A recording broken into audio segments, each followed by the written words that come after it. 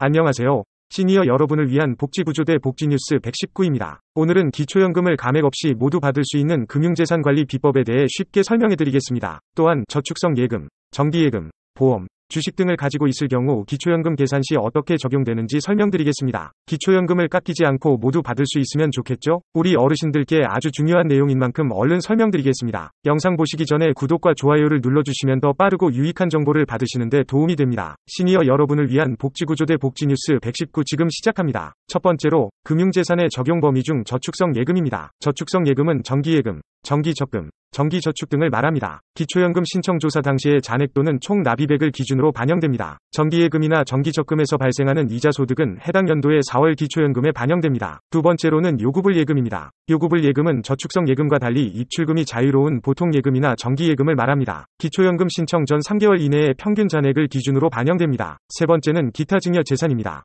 여러분이 자녀에게 결혼자금으로 1억 원을 증여하셨다면 자연적 소비금액으로 매달 일정 금액을 차감한 금액이 기초연금에 포함됩니다. 증여한 재산은 증여세 납부 여부와는 상관없이 기초연금 계산 시 모두 신청인의 금융재산에 포함됩니다. 네 번째는 보험입니다. 보험은 기초연금 신청 조사 당시에 해약 환급금을 기준으로 금융재산에 반영됩니다. 또한 계약자가 부모이고 수익자가 자녀인 경우에도 모두 부모의 금융계산에 포함됩니다. 다섯 번째는 주식수익증권 출자금입니다. 주식수익증권 출자금은 기초연금 신청 조사 당시에 최종 시세 가액을 기준으로 금융재산에 반영됩니다. 배당금이 있다면 다음 해 4월 기초연금 소득 인정에 반영됩니다. 중요한 사실은 가족 간의 주식 투자로 본인의 명의를 빌려주는 일은 피하는 것이 좋습니다. 이런 경우에도 본인의 금융재산에 포함되므로 유의하셔야 합니다. 그리고 기초연금 신청 전에는 가급적 빨리 계약자를 자녀에게 넘겨주는 것이 유리합니다. 이렇게 기초연금을 감액 없이 모두 받기 위한 금융재산 관리 방법에 대해 안내해드렸습니다. 다음은 2024년 기준으로 금융재산에 따라 기초연금을 받을 수 있는 금액에 대해 설명드리겠습니다. 기초연금 수급 가능 여부를 확인하기 위해서는 금융재산의 소득인정액을 구해야 합니다. 이를 위해서는 예금,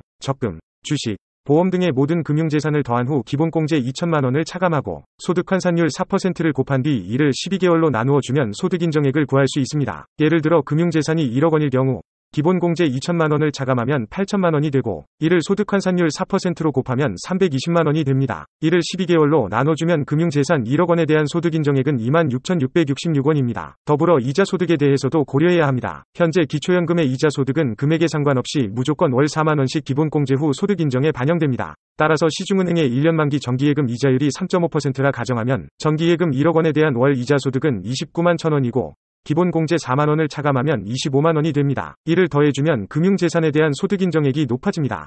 예를 들어 금융재산 2억 원의 소득인정액은 114만 3천원, 3억 원이면 176만 8천원, 4억 원이면 239만 2천원, 5억 원이면 301만 8천원이 됩니다. 따라서 단독가구의 경우 2014년 기준으로 선정된 기초연금 신청 기준액인 213만 원 이하라면 금융재산만 고려한다면 약 3억 5천만 원까지는 기초연금을 받을 수 있다는 것이고 부부가구의 경우 340만 8천원 이하라면 금융재산만 고려한다면 약 5억 5천만 원까지는 기초연금을 받을 수 있습니다. 하지만 기초연금 수급을 결정하는 데는 금융재산 외에도 다른 소득, 재산, 부채 등도 모두 고려해야 하므로 개별적인 신청인마다 다를 수 있습니다. 또한 소득 역전 방지 감액 등을 받지 않고 기초연금을 100%로 받기 위해서는 기준이 좀 낮아질 수 있으나 선정 기준액은 매년 인상되고 있으므로 꾸준한 관심과 공부가 필요합니다. 복지구조대 복지뉴스 119 지금까지 기초연금 수급을 위한 금융재산 관리 비법에 대해 알아보았습니다. 2024년 현재 기초연금 수급 가능 여부를 결정하는 데 가장 결정적인 요소인 금융재산은 종류에 따라 적용 방법이 다르기 때문에 미리 준비하셔야 기초연금을 감액 없이 받을 수 있습니다. 오늘 영상이 어르신들께 도움이 되길 바라며